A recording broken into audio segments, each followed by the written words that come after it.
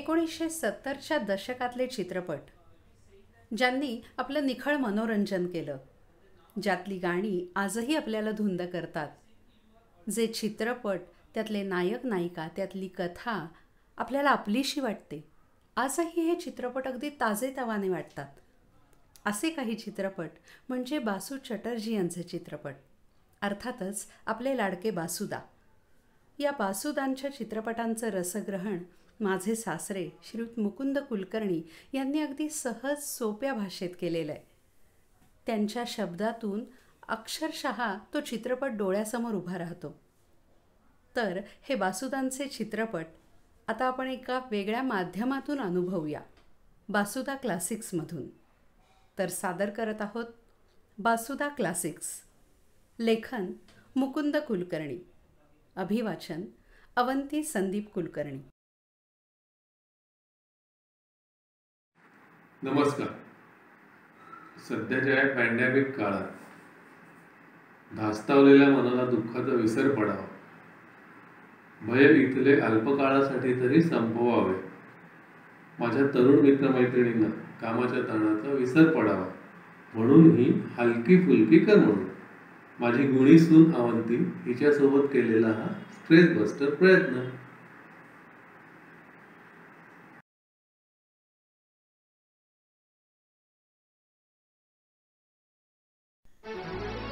दिल्लगी. लेखन मुकुंद कुलकर्णी, अभिवाचन अवंती संदीप कुलकर्णी.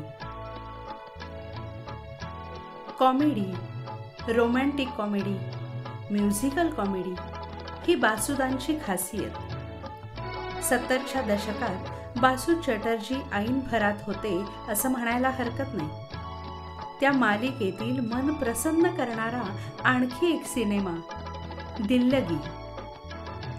सुशिक्षित, सुसंस्कृत, मध्यमवर्गीयांचे भावविश्व ही बासुदांची स्पेशालिटी इथेही आहेच.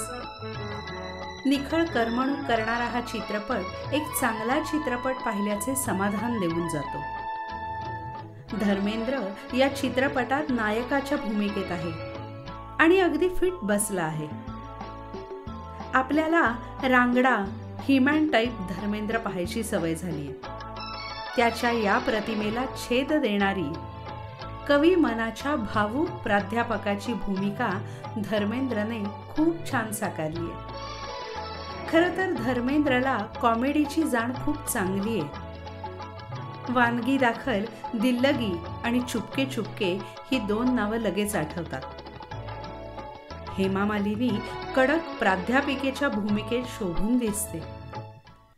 हिमॅन आणि ड्रीम गर्ल यांना बासुदांनी तुमच्या आमच्यातलं करून सोडलंय या चित्रपटात. चित्रपटाच्या पहिल्याच फ्रेममध्ये बासुदा, स्वर्णकमल म्हणजे धर्मेंद्र आणि फूल रेणू म्हणजे हेमा मालिनी यांची स्वभाव वैशिष्ट्य ठळकपणे मांडतात. संस्कृत विषयाचा प्राध्यापक म्हणून बनारस विद्यापीठाचा स्नातक स्वर्णकमल मुलींच्या कॉलेजात रुजू होतो. कुमार संभव, अभिज्ञान शाकुंतलम, मेघदूत, रघुवंश आणि कालिदास आणि अर्थातच या सर्वात उत्कटपणे व्यक्त झालेली प्रेमभावना हे प्राध्यापक महोदयांचे जिव्हाळ्याचे विषय. पहिल्याच लेक्चरमध्ये प्रेम का पाठ पढवणारे लेक्चरर विद्यार्थिनींना आवडतात. पहिल्याच भेटीत रेणू ही स्वर्णकमलला आवडलेली असते. केमिस्ट्रीची स्ट्रिक्ट लेक्चरर रेणू आणि संस्कृतचा खुशमिजाज प्राध्यापक स्वर्णकमल. बघूया दोघांची केमिस्ट्री कशी फुलते. रस आणि रसायन एकत्र येतात का? रेणू करारी आणि जिद्दी मुलगी असते.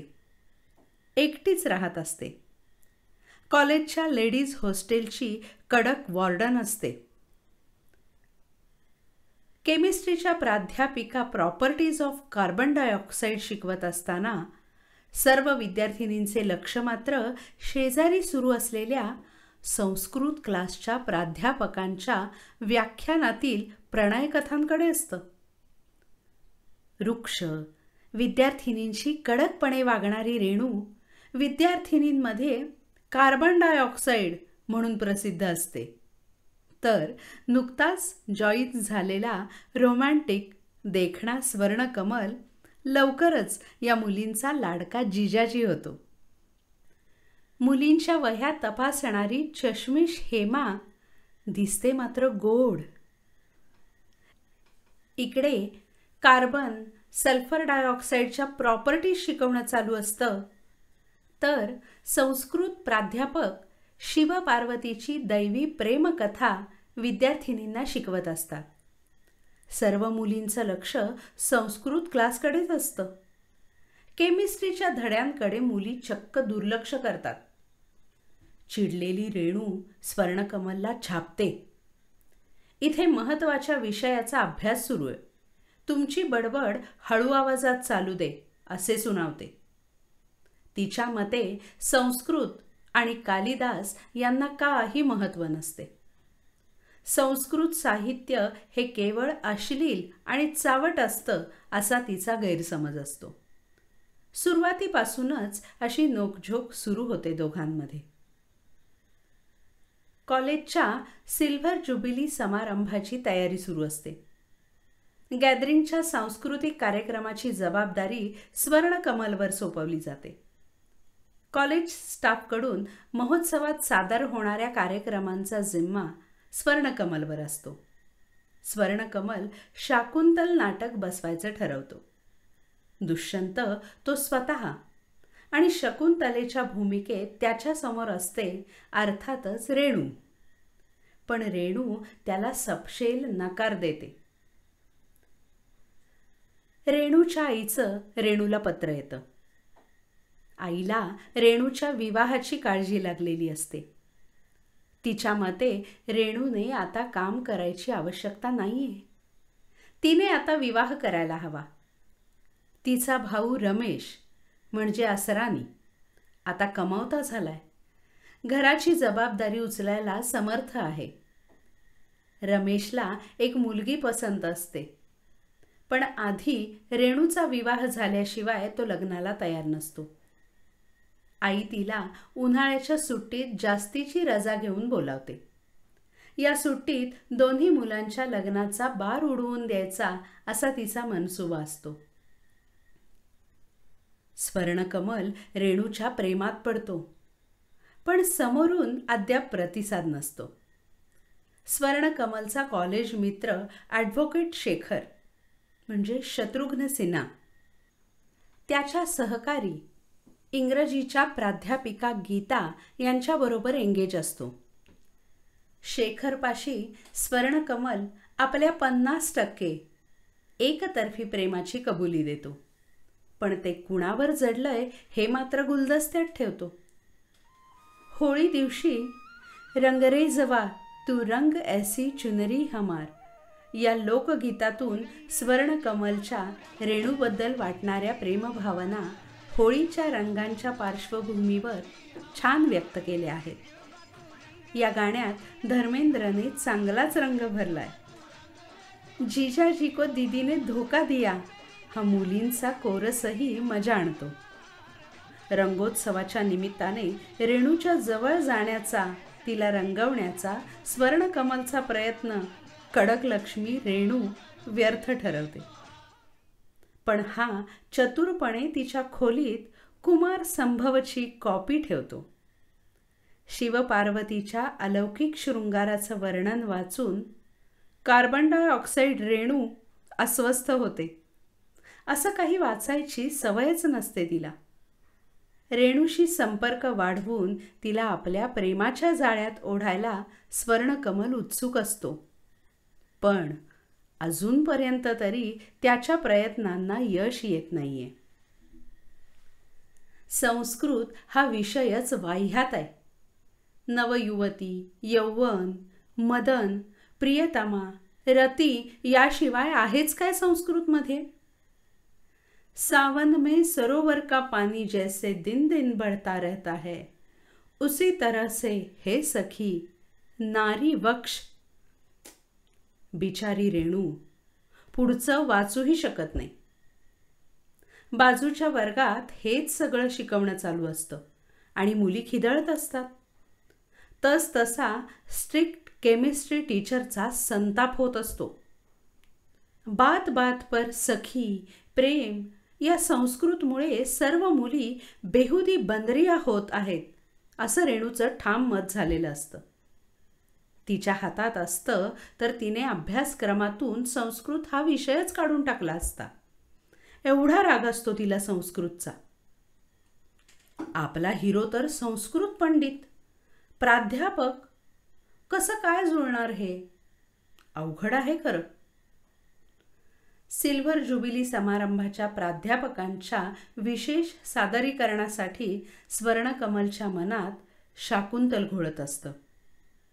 अर्थातच त्याच्यासमोर रेणूशिवाय दुसरी शकुंतला कोण असणार? तो रेणूला शकुंतलेच्या रोलसाठी विचारतो. दुष्यंतचा रोल स्वाभाविकच स्वर्णकमल करणार असतो. तू दुष्यंतचा रोल कर किंवा रावण हो, मला अजिबात स्वारस्य नाही, हे असतं रेणूचं उत्तर. त्याऐवजी हा रोल गीताला ऑफर कर असा शहाजोग सल्लाही ती देते. समजायला लागल्यापासून रेणू घरात कर्त्या पुरुषाच्या जबाबदाऱ्या पार पडत असते. तिच्या दृष्टीने भावनेपेक्षा कर्तव्य श्रेष्ठ असते. प्रेम वगैरे गोष्टींसाठी तिच्याकडे अजिबात वेळ नसतो. असलीच तर घृणाच असते. गॅदरिंगमध्ये प्रेम है पिया मन की मधुर एक भावना हे सुंदर गीत स्वर्णकमल सादर करतो. पण आपल्या स्वप्नातल्या नाही तर दुसऱ्याच शकुंतलेबरोबर. पण त्याला शकुंतलेच्या जागी रेणूच दिसत असते. सुट्ट्या लागलेल्या असतात. रेणू, स्वर्णकमल दोघेही आपापल्या गावी जायला निघतात. या चित्रपटातही रेल्वे स्टेशन, रेल्वे, प्लॅटफॉर्मवर ओझरती भेट हा टिपिकल बासुदा मसाला आहे. स्वर्णकमल रेणूला काशीपूरला येऊन भेटण्याचा आपला इरादा सांगतो. काशीपूरला त्याची बहीण असते. रेणूला हे काही पसंत पडत नाही. ती त्याला टाळायलाच बघते. जाता जाता हळूच तो तिच्या हातात तिच्यासाठी आणलेलं गिफ्ट देतो. कुमार संभव, शाकुंतल, रघुवंश ही पुस्तकं. घरी आई रेणूची वाटच बघत असते. आता तिला रेणूच्या लग्नाचं पडलेलं असतं. तिचा भाऊ रमेशही तिच्या लग्नासाठी अधीर झालेला असतो. कारण त्याशिवाय त्याचा नंबर लागणार कसा? संस्कृत टीचर उषा बरोबर त्याचा रोमांस चालू असतो. आपला मजनू लैलाला भेटायला काशीपूरला जातो. भेटायला येत आहे असं पत्रही पाठवतो. रेणू वाट बघत असते. तिच्या नकळत तिच्याही मनात प्रेमाचा अंकुर फुटत असतो. त्याची वाट बघत ती चक्क त्यांनी दिलेले शाकुंतल वाचायला लागते. रमेश उषाबरोबर रेणू तलावाकाठी फिरायला जाते. इथे एंट्री आहे देवेन वर्माची. प्रोफेसर गोपाल शंकर चौधरी या छोट्याशा विनोदी रोलमध्ये देवेन वर्मा मजा आणतो. रेणूला स्वर्णकमलची आठवण होत असते. विरहामुळे प्रेम वाढीस लागते हेच खरं. तलावाकाठी पायऱ्यांवर त्याचीच वाट बघत असता अकस्मात स्वर्णकमल येतो. हा सीन सुंदर शूट केलाय. नेहमीप्रमाणे हातात गुलाबाचं फूल घेतलेला स्वर्णकमल साक्षात तिच्या पुढ्यात उभा असतो. मैं कौन सा गीत सुनाऊं क्या गाऊं हे कर्णमधुर गीत या सिच्युएशनवर आहे. सर्व प्रेमिकांच्या प्रेमभावना सुंदरपणे चित्रित केल्या आहेत या गाण्यात. आता मामला एकतर्फी प्रेमाचा राहिलेला नसतो. रमेश मॅट्रिमोनीमध्ये रेणूच्या लग्नाची जाहिरात देतो. मुलाचं स्वहस्ताक्षरातलं पत्र, फोटो आणि मुलाची निवड मी करणार, एवढ्याच तिच्या माफक अपेक्षा असतात. मोठी बहीण लग्नाला तयार आणि आपली लाईन क्लिअर, यामुळे रमेशही खुश. सुट्ट्या संपताच रेणू कामावर रुजू होते. आता पहिली रेणू राहिलेली नसते, बदललेली असते. स्वर्णकमलची वाट बघत असते. मुलींच्याही लक्षात येतो हा फरक. जिजाजी अजून आलेले नसतात. कार्बन डायऑक्साईडची हवा निघून जायला लागते. गीता शेखरचे लग्न ठरलेले असते. रेणू गीतापाशी कबूल करते की कॉलेज नाटकातल्या दुष्यंत शकुंतलेचं खरोखरच काही अफेअर चालू आहे की काय, अशी शंका तिला येत असते. कॉलेज सुरू होऊनही जिजाजी अजून आलेले नाही. रेणू उदास होते. पाऊस बरसत असतो. इथे आहे एक विरह गीत. बादल तो आए लहरा के छाए, ओ आने वाले पर तुम तो ना आए. आणि तिच्या पुढे साक्षात उभा राहतो तिचा भिजलेला स्वर्णकमल. त्याला पाहून रेणूचं दिलखुलास मोहक हास्य छान टिपलंय कॅमेऱ्यात. तिच्या हातात मेघदूत बघून कमलबाबूही खुश.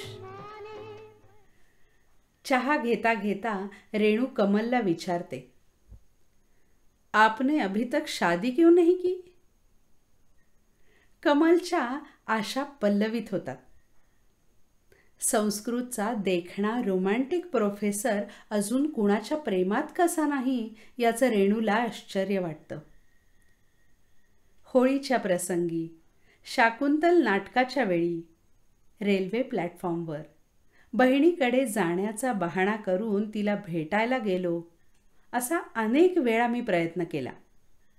पण किसीने घास नाही डाली, ही मिश्किल रिॲक्शन असते कमलची.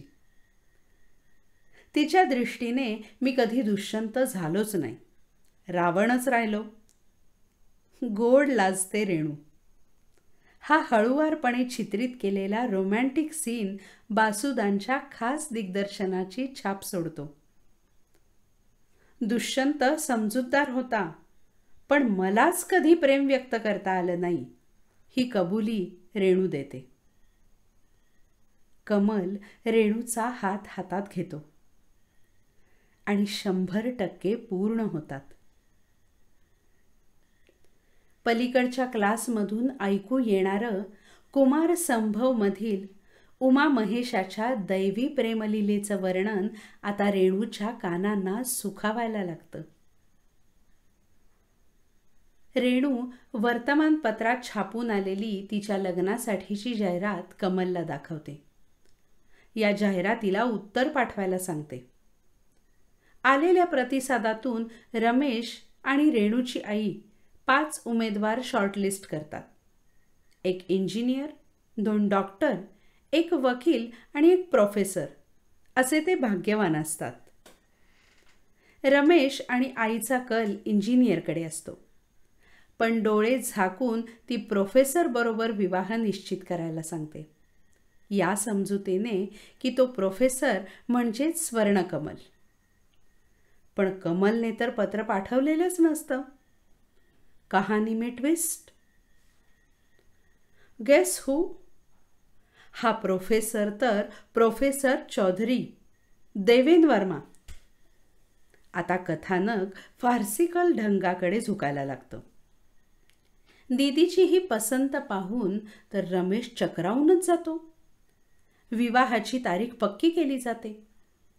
घरी विवाहाची तयारी जोरात सुरू होते. प्रोफेसर महाशय तर स्वर्गातच. रेणू घरी येते. झाल्या प्रकाराचा उलगडा झाल्यावर या प्रस्तावाला नकार देते. दरम्यान पत्रिका पण छापून तयार झालेल्या असतात. एक पत्रिका कॉलेजमध्ये येऊन धडकते. प्रेमभंग झालेला चिंतातूर कमल रेणूला भेटायला निघतो. रेणू नकार देते, पण लग्न तर उद्यावर येऊन ठेपलेलं. रेणूच्या नकाराचा रमेशला आनंदच होतो. पण आता हे निस्तरायचं कसं? कमल काशीपूरला यायला निघतो. काशीपूर 40-50 मैलांवर असताना पुढे झालेल्या अपघाताने ट्रेन ठप्प होते. वेळेत तर पोचायला हवं. बिचारा कमल टांग्यातून मजल दर मजल करत पुढे कूच करतो. पण टांग्याचं चाकही धोका देतं, निखळून पडतं. मग काय, घोड्यावरून आला बसून हा प्रयत्नही फेल. टांगेवाला त्याच्या जवळचे सर्व पैसे लुबाडतो. बिचारा कमल एकला चलो रे करत निघतो. विवाहाची धूमधाम चालू असते. प्रोफेसर चौधरी तर बोहल्यावर गुडघ्याला बाशिंग बांधूनच तयार असतात. खरं तर प्रोफेसर चौधरीचं शोभा नावाच्या एका मुलीबरोबर प्रेमप्रकरण चालू असतं. तिला हा प्रकार समजल्यावर ती लग्नात विघ्न आणणार म्हणून तिला लग्न मंडपात येण्यापासून रोखण्यासाठी तो गुंडांची मदत घेतो. कमलला वाटेत एक टेम्पो भेटतो, पण आता त्याच्याकडे द्यायला पैसे नसतात. कमल घड्याळ आणि अंगातलं जॅकेट देऊन त्या टेम्पोवाल्याला राजी करतो. खचाखच भरलेल्या टेम्पोतून धक्के खात कमल कसाबसा काशीपूरला पोचतो. विवाह मंडपात प्रोफेसरचे भाडोत्री गुंड त्याला अडवतात. कमलला मारहाण करतात. इकडे फेरे सुरू झालेले असतात. कमलचा चष्मा फुटतो, कपडे फाटतात. अशा अवतारात कमल समोर प्रोफेसर नववधूला गाडीत घेऊन निघून जातात.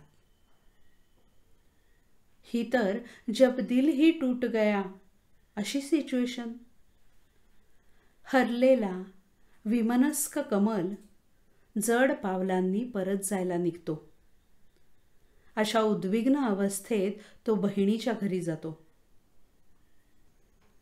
कहानी को एक और नया और सुखद मोड. साक्षात रेणू त्याची वाट बघत असते. रेणू मंडपातून पळून आलेली असते. तिच्या जागी असते प्रोफेसरची होणारी वधू शोभा. हे सर्व कारस्थान रेणूचा भाऊ रमेश पार पाडतो. All is well that ends well. बासुदांचं खास दिग्दर्शन. धर्मेंद्र हेमाचा सहज सुंदर अभिनय. योगेशचे भावपूर्ण काव्य. राजेश रोशनचे कर्णमधुर संगीत यांनी नटलेला हा चित्रपट एका रोमॅन्टिक कॉमेडीचा प्रसन्न अनुभव देऊन जातो. धर्मेंद्र आणि हेमा मालिनीची जोडी यांचा सर्वश्रेष्ठ सिनेमा कोणता हा प्रश्न विचारलात तर माझं उत्तर असेल दिल्लगी.